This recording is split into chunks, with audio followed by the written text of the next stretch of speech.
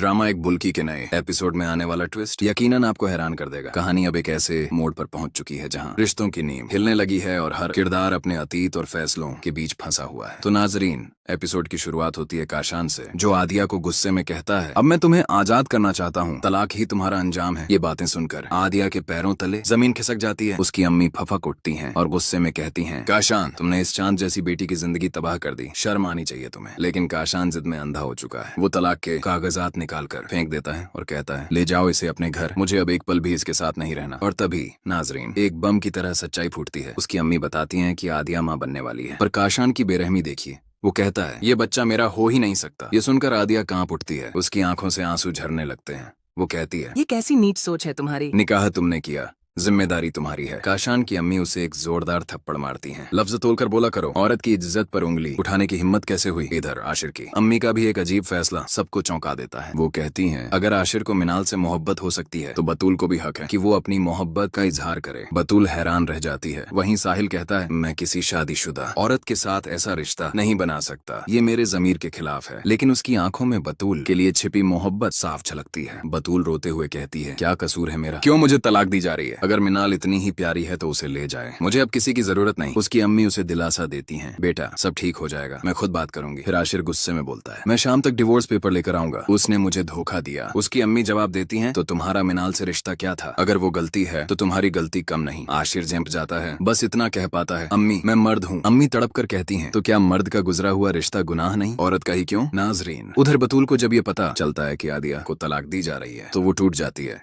कहती है, अब्बू की इज्जत फिर मिट्टी में मिल जाएगी। वो दौड़कर आदिया के घर पहुंचती है और काशान से कहती है, अपनी हरकतों से पहले सोच लो, किसी की बेटी की जिंदगी से मत खेलो। काशान की अम्मी भी उसे समझाती हैं, बेटा तलाक कोई खेल नहीं, औरत की इज्जत होती है। पर काशान कुछ नहीं सुनता। इसी बीच आदिया के पिता को जब पता चलता है कि उनकी बेटी माँ बनने वाली है तो वो दौड़ते हुए उसके पास पहुंचते हैं। लेकिन जब उन्हें घर में हो रही बेइज्जती का पता चलता है तो उनका दिल टूट जाता है। वो काशान से भिड़ जाते हैं। मेरी बेटी पर ऊंची आवाज उठाई तो अंजाम बुरा होगा। आदिया अपने अब्बू को रोकती है, कहती है, अब्बू मत कीजिए कुछ, मेरी जिंदगी तो पहले ही कयामत बन चुकी है। लेकिन नाजरीन, किस्मत को कुछ और ही मंजूर होता है। जब बतूल के अब्बू को पता चलता है कि उनकी बेटी को भी तलाक मिलने वाली है तो उन्हें हार्ट अटैक आ जाता है। वो वहीं गिर जाते हैं। घर में मातम छा जाता है। बतूल की अम्मी रोते हुए कहती हैं, अगर मेरे शौहर को कुछ हुआ तो मैं आशिर को कभी माफ नहीं करूंगी। तो नाजरीन, क्या बतूल की अम्मी सच में आशिर को माफ कर पाएंगी। क्या काशान को अपनी गलती का एहसास होगा या अब सब कुछ खत्म हो जाएगा। अपनी राय जरूर दीजिए कमेंट सेक्शन में। मिलते हैं अगले एपिसोड में, तब तक के लिए अल्लाह हाफिज।